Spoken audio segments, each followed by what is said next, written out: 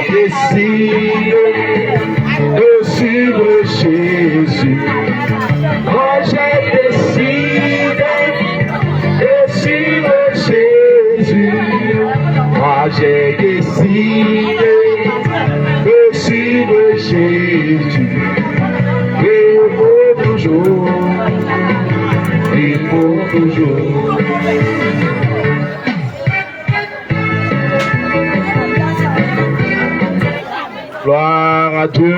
Alléluia. Gloire au Seigneur Jésus. Alléluia. Gloire au Seigneur Jésus-Christ de Nazareth. Alléluia. Alléluia. Amen. Je vous salue dans le nom précieux de notre Seigneur Jésus. Je vous salue dans le précieux nom de notre Seigneur Jésus. Frères et sœurs, je vous salue une fois encore. Que la grâce de Dieu soit sur vous. Que la bonté de Dieu soit sur vous. Que la protection du Dieu Tout-Puissant soit sur vous. Que le Créateur du ciel et de la terre soit avec vous. C'est lui qui vous a réveillé aujourd'hui. C'est lui qui vous a réveillé aujourd'hui. Nombreux sont ceux qui se sont couchés hier. Mais tous ne se sont pas réveillés. Mais Dieu t'a fait la grâce, mon frère. Dieu t'a fait la grâce, ma soeur. Et tu t'es réveillé aujourd'hui. Ce n'est pas ta force. C'est la grâce de Dieu. Celui qui détient ton souffle. Il t'a encore accordé le souffle de vie. Et tu es encore vivant. La belle peau, mon frère. La belle peau, ma soeur. Tu connais certaines personnes qui venaient au marché comme toi. Et aujourd'hui, ce jour de marché, ceux-là ne sont pas arrivés dans le marché. Alors qu'elles étaient des commerçants comme toi. Ou bien des commerçants comme toi. Mais aujourd'hui, ils ne sont pas arrivés dans le marché. S'ils ne sont pas arrivés dans ce marché, ce n'est pas qu'ils sont malades. S'ils ne sont pas arrivés dans ce marché, ce n'est pas qu'ils ont voyagé. Ils sont déjà morts. Ils sont déjà morts. Ils ont fait des années dans le marché. Des années dans le marché. Il y a des gens qui étaient ici le marché passé. Ou le marché suis passé. Mais ce marché-ci, ils ne sont pas arrivés. Ils ne sont pas arrivés. Mon frère, ma soeur, si tu es encore vivant, c'est la grâce de Dieu. C'est Si tu es encore vivant, c'est la grâce de Dieu. C'est la preuve que Dieu t'aime encore. C'est la preuve que Dieu t'aime encore. Et ceux qui veulent montrer la gratitude à Dieu ce matin, ceux qui veulent montrer la gratitude à Dieu ce matin, ceux qui veulent montrer à Dieu qu'ils sont reconnaissants ce matin, que vous soyez chrétien ou non, je vous prie d'acclamer le Dieu très haut. Je vous prie d'acclamer le Dieu très haut. Celui qui t'a réveillé. Celui qui t'a réveillé. Si tu m'écoutes en ce moment et que tu es content de ce que Dieu t'a réveillé aujourd'hui, mon frère, ma soeur, je te prie de l'acclamer. Acclame ce Dieu très fort. Acclame ce Dieu très fort. Si tu ne l'acclames pas, si tu n'acclames pas Dieu, les pierres vont l'acclamer. Les oiseaux vont l'acclamer. Je te le dis en vérité. C'est la preuve que l'homme est ingrat avec Dieu. C'est lorsqu'on est malade. C'est lorsqu'on est sur le lit de l'hôpital. C'est à ce moment qu'on commence pas à appeler Dieu. Maintenant que tu es en bonne santé, on te demande d'acclamer ce Dieu. Et tu ne veux pas l'acclamer. Je vais te demander encore une fois. Je vais te demander encore une fois d'acclamer le Dieu très haut. Celui qui t'a réveillé aujourd'hui. Acclame Jésus. Acclame Jésus. Acclame le roi des rois. Acclame le Seigneur des seigneurs. Acclame celui qui est la vie. Celui qui a donné le souffle de vie. Celui qui t'a donné ton son marché. Celui qui fera en sorte que tu vas vendre encore aujourd'hui. Celui qui va t'envoyer les clients. Celui qui va te donner de l'argent aujourd'hui. Acclame le roi des rois. Acclame le Seigneur des seigneurs. Acclame-le. Ne sois pas ingrat ce matin.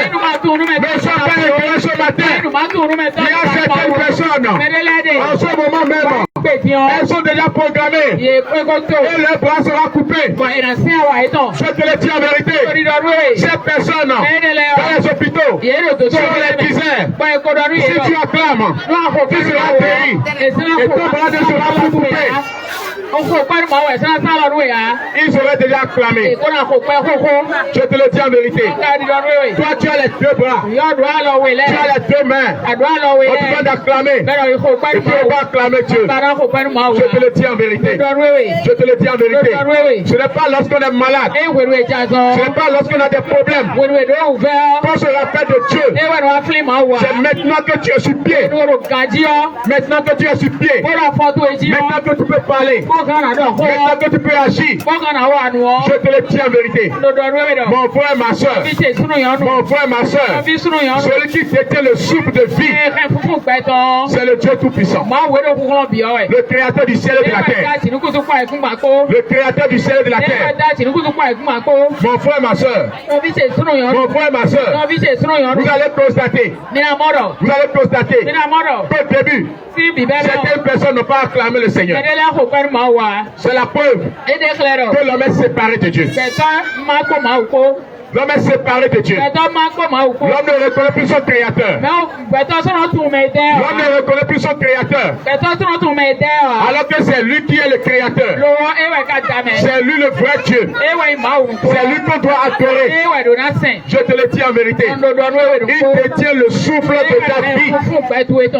Et je te le dis, mon frère, tel que tu es venu dans ce monde un jour, c'est comme ça un jour.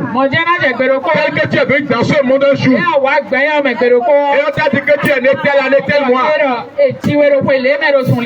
Mon frère, ma soeur, un jour viendra, et tu quitteras encore cette terre. Tu quitteras cette terre. Je te le dis en vérité. Les gens t'ont donné le jour de ta naissance. Mais jusqu'à présent, personne ne t'a encore dit le jour de ton décès. Il y a trois choses que tu as cachées à l'homme. Il y a trois choses que tu as cachées à l'homme. Je vous le dis en vérité. Ces trois choses que tu as cachées à l'homme. Il y a le jour du décès, le lieu du décès et la cause du décès. Je te le dis en vérité. Je te le dis en vérité. Un jour viendra. Et le Créateur va t'appeler. Un jour viendra. Et le Créateur va t'appeler. Tu es venu dans ce monde comme un voyageur. Lorsque vous voyagez, et vous allez dans une ville, et vous finissez le temps que vous devez faire dans cette ville, vous revenez encore à la maison. De la même façon, si nous sommes sur la terre, nous sommes des étrangers voyageurs. Et après notre séjour, nous allons encore repartir. Mon frère, ma soeur, il y a ce qu'on appelle le rendez-vous inévitable. Le rendez-vous inévitable. Je te le dis en vérité. Il y a des rendez-vous dans ce monde. Lorsqu'on t'appelle, tu peux dire que tu es occupé à envoyer quelqu'un te remplacer. Si on t'appelle, tu peux dire non, reportez le rendez-vous. Mais ce rendez-vous dont je vous parle, qui est la mort, ce rendez-vous, on ne reporte pas. Ce rendez-vous, on n'envoie pas quelqu'un pour se faire remplacer. Tu peux être riche n'importe comment. Quel riche vous avez vu? Et le jour de son décès est arrivé. Et il a donné de l'argent à un pauvre de le remplacer d'abord. Il n'y a pas, mon frère, ma soeur. Quelle que soit ta richesse, si Dieu t'appelle, il t'a appelé, c'est fini. Dieu t'a appelé, il t'a appelé. Et c'est fini. Tu vas quitter tout ce que tu as créé dans ce monde. Tout ce que tu as déjà dans ce monde, tout ce que tu poses dans ce monde, tu vas les abandonner et rejoindre le Créateur. C'est pourquoi, mon frère, ma soeur, tu dois commencer par penser à la fin de ta vie. Je te le dis en vérité. Prépare-toi à la rencontre de ton Dieu. Prépare-toi à la rencontre de ton Dieu. Prépare-toi à la rencontre de ton Dieu. Mon frère, ma soeur. Mon frère, ma soeur. Celui qui t'a créé. C'est lui qui nous a envoyés pour te parler aujourd'hui. Si tu vivais dans l'ignorance, c'est le moment. C'est le moment. C'est le moment de ne plus rester dans l'ignorance et d'avoir la connaissance pour t'être sauvé. C'est pour cela nous allons lire. Nous allons lire quelque chose. Nous allons lire quelque chose. Il y a des nouvelles. Il y a des nouvelles. Il y a des nouvelles. Lorsque quelqu'un accouche, lorsqu'une femme accouche, et qu'on va annoncer à ses parents, les parents disent ah, quelle bonne nouvelle. Si quelqu'un achète une voiture et annonce à ses parents, on dit ah, quelle bonne nouvelle. Vraiment, nous sommes très contents. Mais il y a une nouvelle. Une bonne nouvelle. Il y a une bonne nouvelle. Qui dépasse toutes les bonnes nouvelles dans ce monde. Il y a une bonne nouvelle. Qui dépasse toutes les bonnes nouvelles dans ce monde. Et c'est la bonne nouvelle de Jésus-Christ. La bonne nouvelle de Jésus-Christ. Et le Seigneur Jésus nous a envoyés pour prêcher cette bonne nouvelle. C'est pour cela, mon frère. C'est pour cela, ma soeur. Écoute attentivement. Écoute attentivement. Écoute attentivement. On va lire. On va lire. Écoute attentivement. Tu écoutais des bonnes nouvelles. Mais cette bonne nouvelle est différente de toutes les bonnes nouvelles que tu écoutais.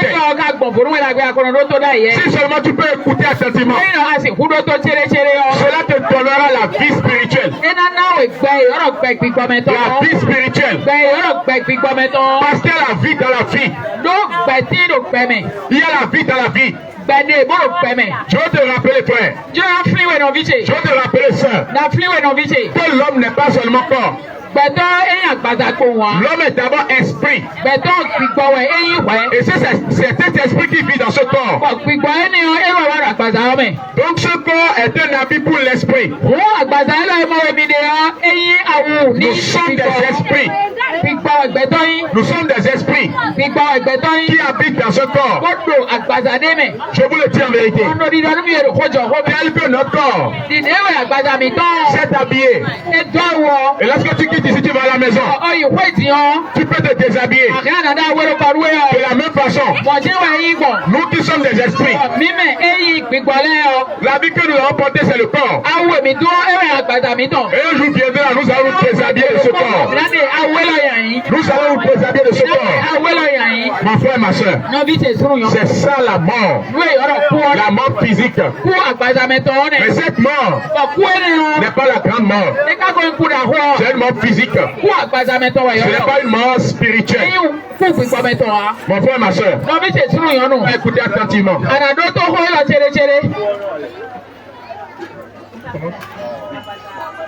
Mettez de l'ordre dans votre vie. Dieu le créateur de tout, y compris l'homme. Et parce qu'il a créé, il est censé être son roi et exige de lui l'obéissance, l'adoration. Dieu t'aime. Prends soin de lui. Mais l'homme, depuis l'origine, rejette ce Dieu et veut être son propre Dieu. C'est le péché. Le péché n'est pas simplement mentir,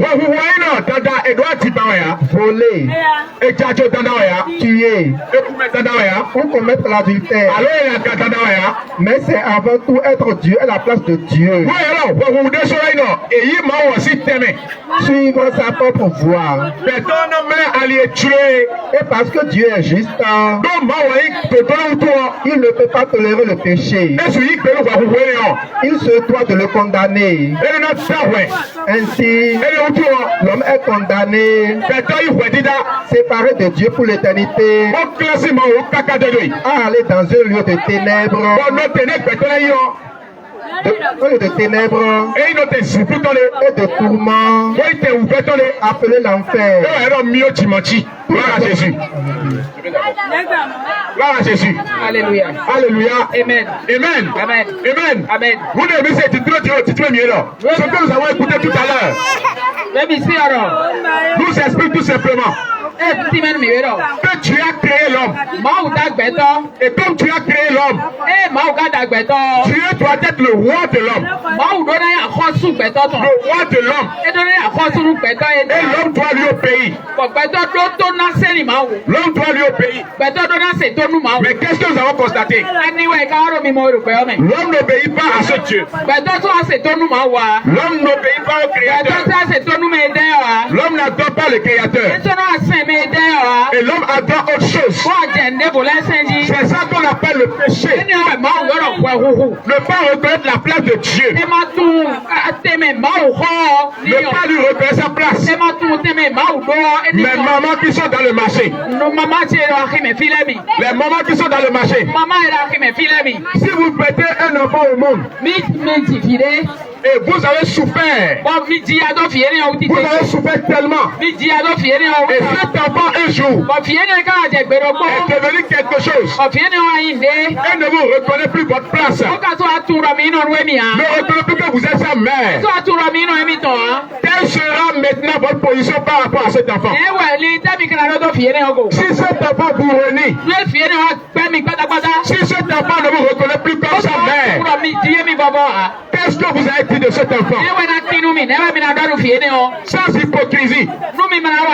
Sans hypocrisie.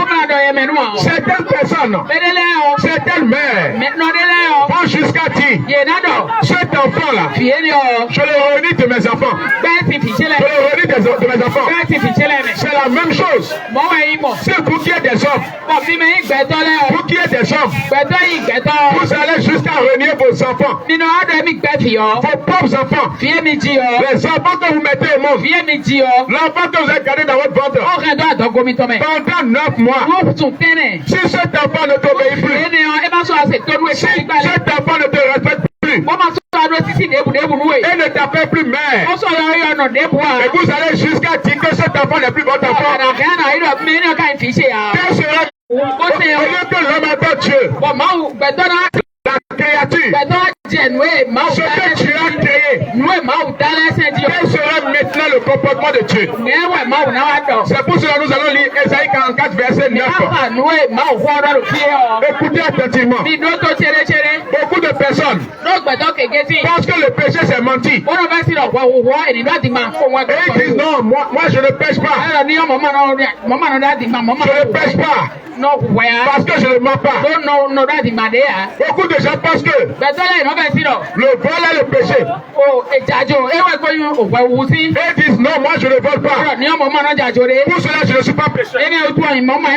C'est très faux. Que ce soit le vol, que ce soit le mensonge, que ce soit l'adultère, les avortements, les maîtres, c'est la conséquence de la séparation d'avec Dieu. C'est parce que l'homme s'est séparé de Dieu que tout cela est arrivé. C'est pour cela que nous allons écouter. Ésaïe 44 à partir du verset 9. Ceux qui fabriquent des idoles ne sont tous que vanité. Et leur plus belle œuvre ne servent à rien. Elle le témoigne elle-même. Elle n'a ni la vue, ni l'intelligence, afin qu'il soit dans la confusion. Qui est-ce qui fabrique un Dieu ou font une idole pour n'en retirer aucune utilité? Voici, tous ceux qui y travaillent seront confondus.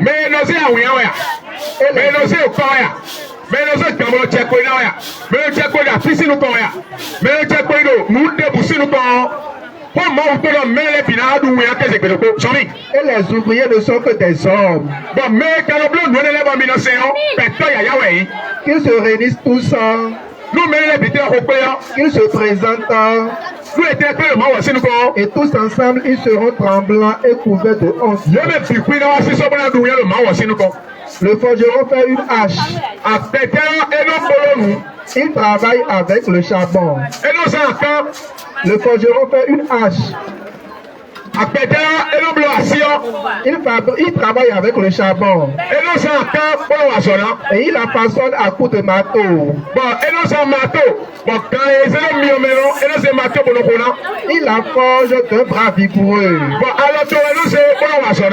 Mais a-t-il fait? Le voilà sans force. Ne boit-il pas d'eau? Le voilà épuisé. Le charpentier étend le cordeau et fait un tracé au crayon. Façonne le bois avec un couteau et marque ses dimensions avec le compas. Et il produit une figure d'homme, une belle forme humaine, pour qu'elle habite dans une maison. Il se coupe des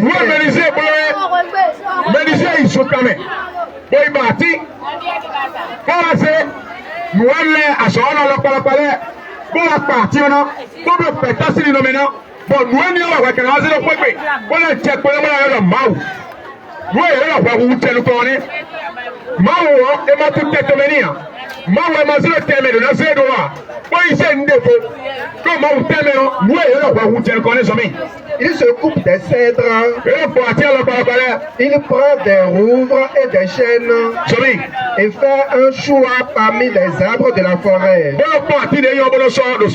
Il plante des pins et la pluie les fait croître. Ces arbres servent à l'homme pour brûler. Et il en prend et se chauffe. Il y met aussi le feu pour cuire du pain.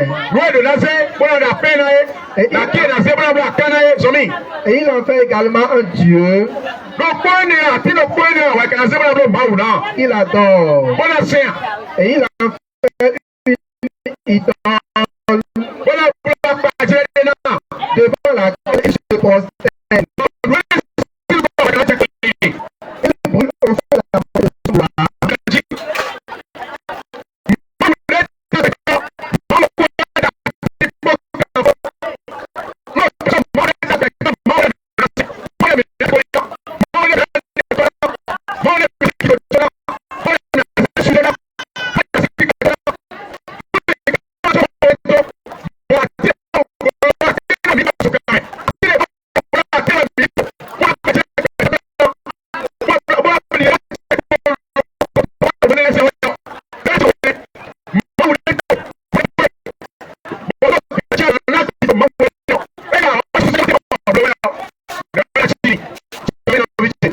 Il brûle au feu la mort de son gloire.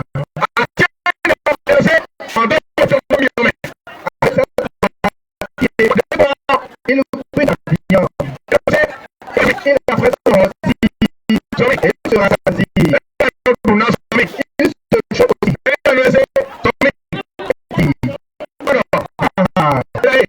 Je me chauffe. Je vois la flamme. Et pour le reste, il fait Dieu.